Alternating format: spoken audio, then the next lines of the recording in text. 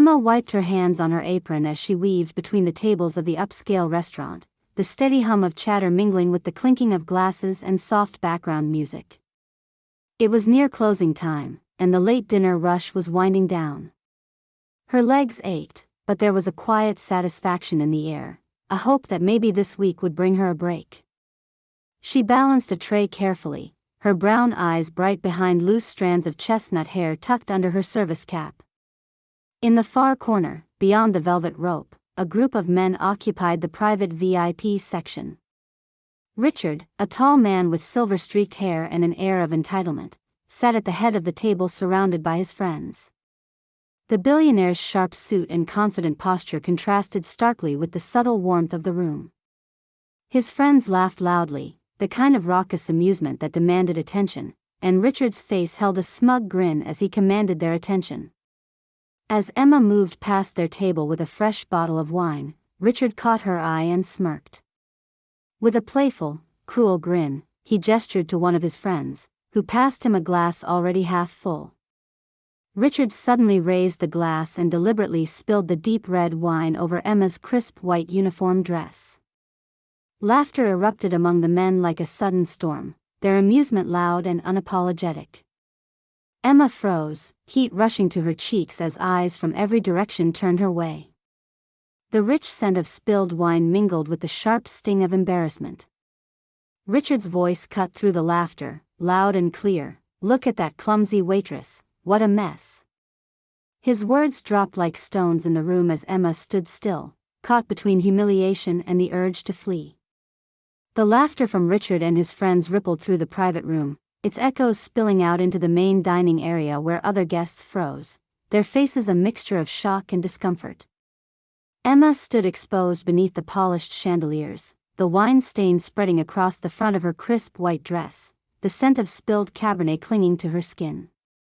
The initially bustling restaurant seemed to still in that moment as all eyes found her, or rather, the mark she now bore.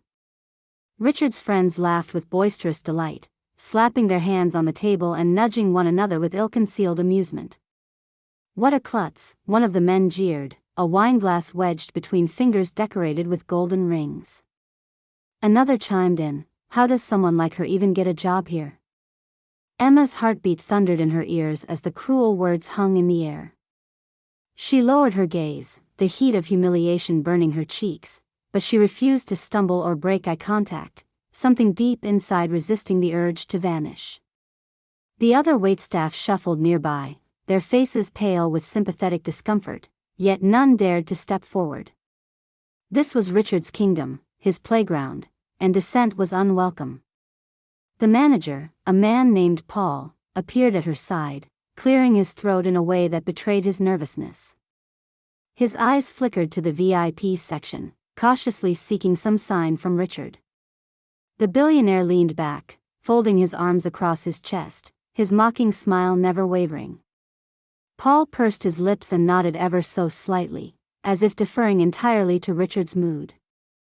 "I'm sorry, Emma," Paul whispered, voice low enough to almost blend into the ambient noise. "But, maybe you should take a break. It's best to avoid making the situation worse." His words felt like a dismissal, carrying the weight of a warning, a subtle hint that the incident might be the beginning of more trouble than it was worth. Emma wanted to protest, to stand her ground, but she knew the risks. The restaurant thrived on patrons like Richard, their pockets deep and their temper sharp. To lose their favor could mean a swift end to her job in the cutthroat world of fine dining servers. Richard, however, wasn't finished. Leaning forward, he called out loud enough for the nearest tables to hear, "Wait a minute. This isn't over. I want to know, how do we know she's even qualified to work here? Anyone can spill wine, but how often does a waitress know her way around a bottle, huh?" The room fell heavier. Some diners shifted uncomfortably, servers paused mid-step. The implication was clear: if Emma was careless enough to get doused in red wine during service, maybe she didn't belong here at all. Emma's lips pressed together tightly as Richard's gaze pinned her like a badge of failure. Sweat gathered at her temples, and the knot in her stomach tightened. One of Richard's friends stood up with a sneer. "I say we make her prove herself. Let's see if she's really worthy of serving billionaires." His chuckle was cold, cruel. Paul hesitated, glancing again at Richard, then back to Emma. It was obvious the manager's sympathy was limited, constrained by the power in that room. "Emma," he said carefully, "why don't you come by the kitchen? Have a moment to gather yourself?" Emma shook her head, voice barely loud enough to hear. "I'd prefer to stay." Her eyes locked on Richard's. "If you have anything to say, I'll listen here." Richard's friends exchanged amused glances, their eyes gleaming with anticipation. The guests around whispered among themselves, uncertain whether to intervene or shrink away. Emma's co-workers lingered nearby, offering timid smiles or silent nods, their words strangled by fear. One young woman, Sarah, whispered urgently, "Emma, maybe you should just step out for a minute. Please." Emma glanced away for a split second, considering retreat, but the cold amusement on Richard's face stirred a steely resolve. No, she decided, she wouldn't be dismissed so easily. Richard raised his voice over the murmurs, now halfway between challenge and humiliation. "What do you say we bring out the wine list? Emma, maybe you can recommend something. Impress us. Or maybe you don't know the first thing about it." The assembled crowd drew a breath, the air taut with expectation. This was no longer about spilled wine. This was about power, about humiliation masquerading as entertainment. "What do you want?" Emma said quietly, but with an unmistakable edge. The table leaned in as Paul shuffled over with a leather-bound wine list, its pages whispered open by a sommelier's skilled touch only moments before. The rich scent of oak barrels, soil, and grapes seemed to fill the air as Emma reluctantly took the book. She studied it briefly, eyes flicking over the names and vintages few patrons there could claim to know. Richard, smirking, tapped the list. "Pick us something expensive, something no waitress ought to know." A ripple of laughter spread among his friends, the kind that curdled the atmosphere. Emma's fingers trembled only slightly. She glanced at the list, then back at Richard, who wore his arrogance like a shield. "I'll be right back," Emma said softly and moved toward the kitchen. The door shut behind her with a muted thud, leaving the dining room buzzing. Whispers filled the gaps between sips and clinking cutlery, speculation, judgment, doubt. In the kitchen's harsh fluorescent light, Emma leaned back, inhaling deep, the scent of simmering sauces filling her senses. She closed her eyes, gathering the fragments of confidence she'd buried beneath the day's fatigue. Her phone buzzed, Sarah's name flashing on the screen. She answered, her voice low but firm. "I'm okay. Just doing what I have to." Sarah's voice came through, soft and steady. "You don't have to take this. You're more than that spill, Emma."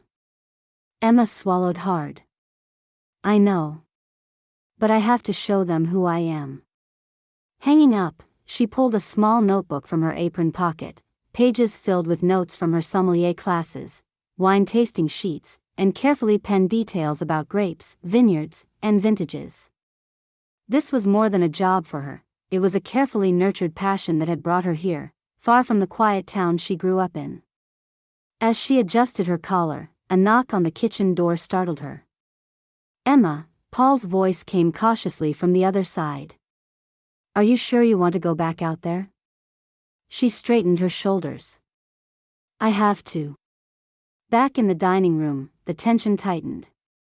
Richard's smirk was now a challenge, his friends leaning forward expectantly. The restaurant staff watched from the sidelines, a collective breath held, uncertain if this moment would break their delicate balance. Emma re-entered the room with steady steps, the wine list clasped in her hand. The stained dress was still there, a crimson mark against white fabric, but Emma's expression betrayed nothing but quiet confidence. Richard's eyes met hers. "Well?" Emma set the list down with deliberate calm. "If you want to test me, Mr. Carrington, start with something simple. What would you like to know?" A hush fell.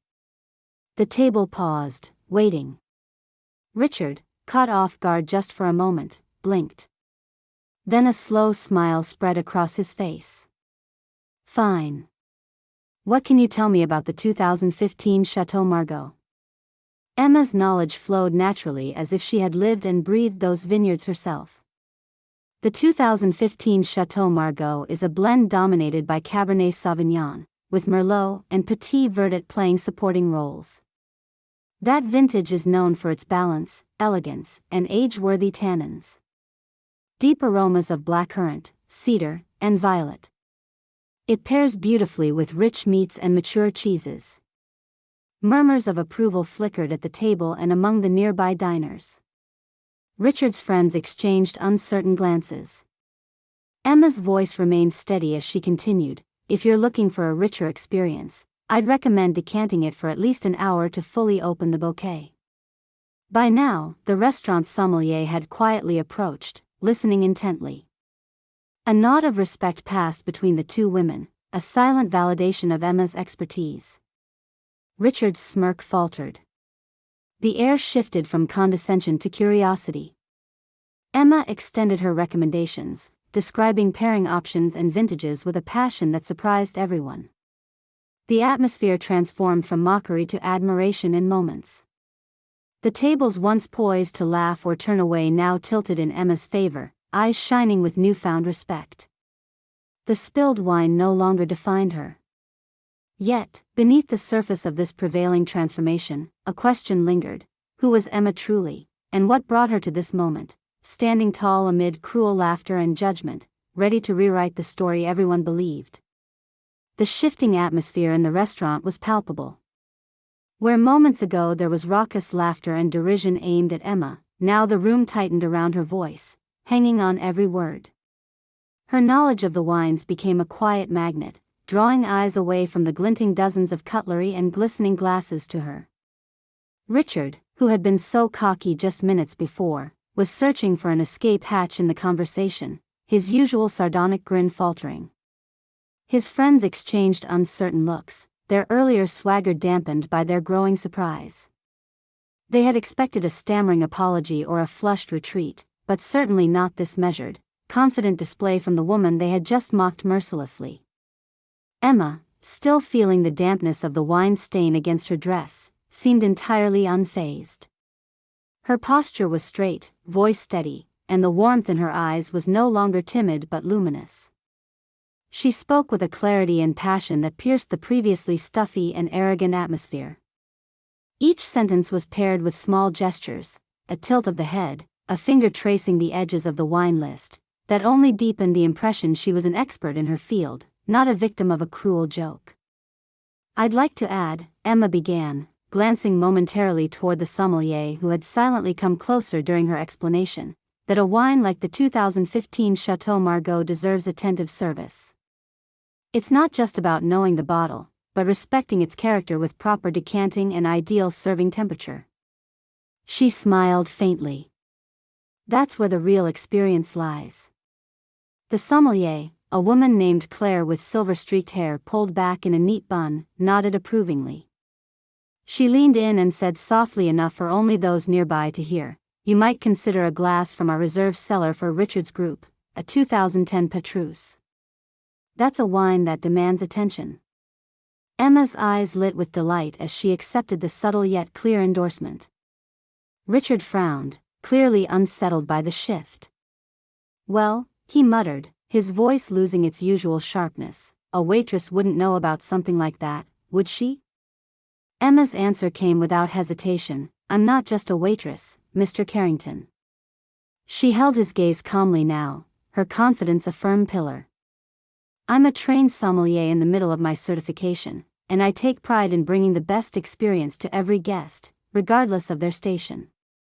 The group exchanged uneasy glances. One of Richard's friends cleared his throat and said, "Guess we've all been wrong about you, haven't we?" The flicker of genuine respect was tangible now, but beneath it lay grudging acceptance from the wealthy men who had so recently mocked her.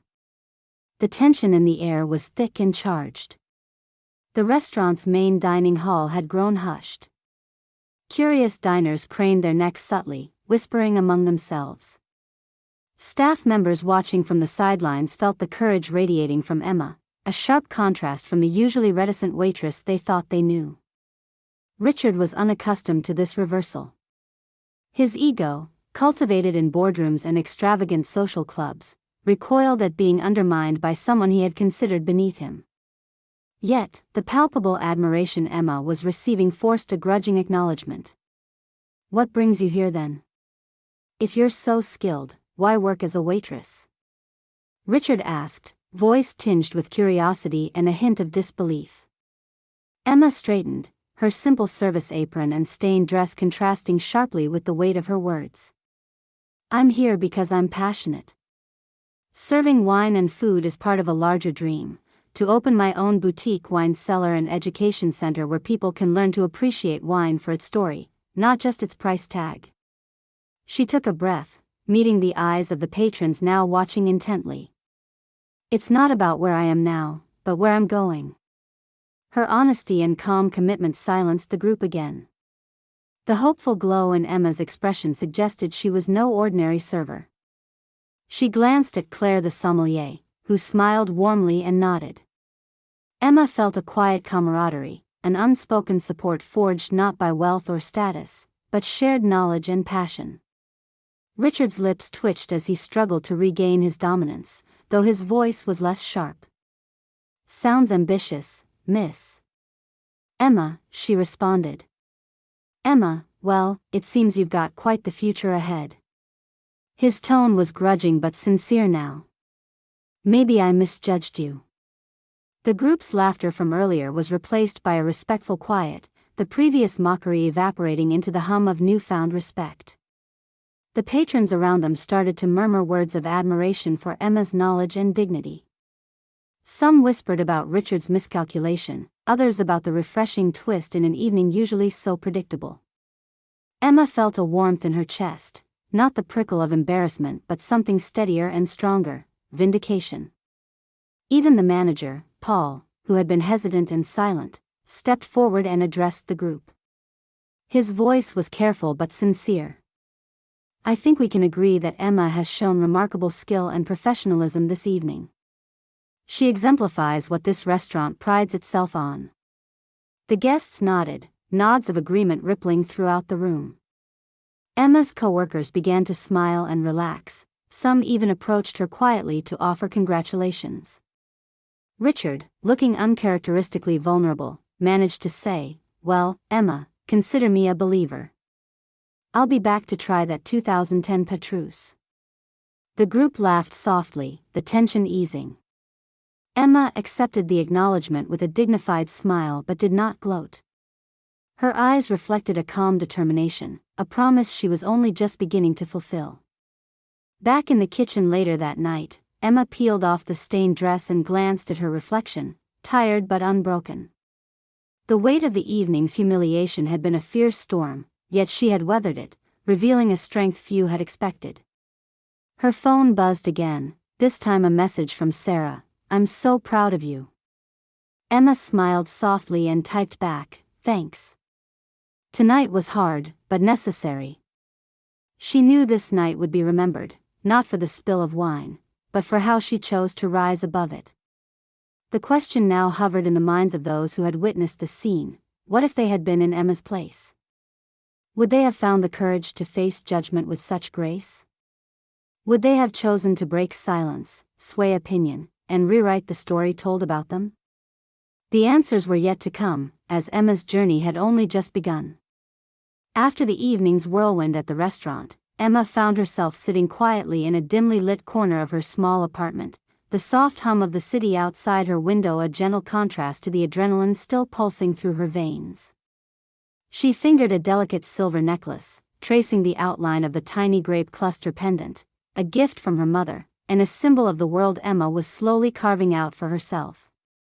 She wore simple clothes now, much like that stained white dress from earlier, but the simplicity was by choice, not circumstance. The modest apartment echoed the pause between the chapters of her life, a resting point before the next ascent. The truth, which few at the restaurant could see beneath the uniform and the sweat of service, was that Emma carried the aspirations and accomplishments of someone much more than a waitress. Born and raised in a quiet town miles from the nearest vineyard, she had grown up fascinated by the stories bottled inside every cork, learning to dream beyond the borders of her small world. Drawn to wine's rich language and history, Emma had studied tirelessly, juggling every job she could find to fund her sommelier certification. Working as a waitress at that fashionable restaurant was a stepping stone, a deliberate choice to immerse herself in the very environment where knowledge and elegance intersected. The stain on her dress was neither a mark of failure nor an accident, but a stark reminder of the prejudice people hastily projected upon those outside their social strata. Throughout those long days and nights, Emma carried a vision, her own boutique wine cellar and education center, a place where people could come not only to taste but to understand and celebrate wine's intricate stories. A place where price tags mattered less than passion and knowledge. Behind that vision was a woman with quiet strength, someone who had learned resilience from a lifetime of being underestimated. Years ago, she moved to the city alone, leaving her family and the comfort of familiarity behind, determined to chase her dream despite the skepticism she often met. At every step, she was met with sideways glances or dismissive remarks because she lacked the polished exterior the elites expected. Yet she refused to let those judgments define her, or her future. Tonight's confrontation at the restaurant was not just about spilled wine or arrogance from the billionaire guest. It was the culmination of all the times Emma had been underestimated and disregarded. And her response, the calm assertion of her expertise, was a quiet revolt against every small insult she'd ever endured. Her phone lit up again, this time with a message from Claire, the sommelier. "You were magnificent tonight. If you want, I can introduce you to some contacts in the wine world. You have what it takes." Emma smiled, feeling a warmth spread through her chest. Suddenly, the quiet apartment didn't feel so lonely anymore. As much as she had felt isolated for so long, doors were beginning to open. Tomorrow, she would return to work, but not as the nervous, unsure waitress who had stumbled at her first large service years before. Tonight, the wine stain would become a symbol, not of shame, but of courage and aspiration. Emma's thoughts drifted back to Richard Carrington, the billionaire who had so quickly judged her yet had been proven wrong. She didn't harbor resentment, rather, a sense of clarity. If people like him could learn to respect depth beyond surface appearances, perhaps the world was more willing to change than she had hoped. Yet Emma knew she had to remain grounded. Dreams required patience, hard work, and the humility to keep learning. She tucked away her sommelier notes carefully, like treasures from a secret arsenal. Her story was no longer just hers, it was a representation of countless others striving quietly amidst a world that too often judged by appearances. Emma's simple dress had shielded her from judgment, but also disguised the fierce talent and dreams she nurtured. The night stretched on, and Emma allowed herself a moment of peace. Tomorrow's challenges awaited, but tonight she was steady, anchored to who she truly was and who she was becoming. A woman no longer defined by spilled wine or billionaire's laughter, but by passion, resilience, and an unshakable belief in her own potential. The atmosphere in the restaurant had transformed since that fateful evening. The murmurs of admiration for Emma had grown louder, weaving into the fabric of the establishment itself. Word had begun to spread among the staff and patrons alike. This was the woman who refused to be belittled, who had taught even the most powerful guests a lesson in humility. But the ripples from that night extended beyond applause and whispered praise. Richard Carrington, the billionaire who had started the evening with a cruel prank, found himself in a place unfamiliar to his accustomed dominance, humbled. The confrontation in the dining room, followed by Emma's poised demonstration of expertise, had rattled his ego more than he cared to admit. In the days that followed, messages flooded into the restaurant's management office. Some came from loyal patrons applauding Emma's courage and knowledge, others from wine industry insiders intrigued by the story of the ambitious sommelier's rise. But one message stood apart: the firm notice from the restaurant's corporate office detailing an impending review of management conduct after complaints about treatment and professionalism involving certain guests. Paul, the manager who had earlier hesitated to protect Emma, faced scrutiny. Discussions behind closed doors revealed that management had inadvertently allowed an atmosphere where wealthy patrons could bully staff under the guise of entitlement. The wake-up call was harsh but vital. Ultimately, Paul was removed from his position, replaced by a new manager who openly supported and championed fair treatment of all employees. The restaurant's culture began to change, fostering respect rather than fear. The staff, emboldened by Emma's example and the shifting tides, grew confident in their roles, knowing they had a voice. Richard, faced with undeniable proof that his actions had consequences, reached out to Emma. One afternoon, an elegantly worded message arrived, accompanied by an offer to compensate for the ruined dress and the humiliation she endured. Emma read his note quietly, her eyes reflecting a blend of surprise and contemplation. The apology was sincere, tinged with the acknowledgement of his embarrassment and regret.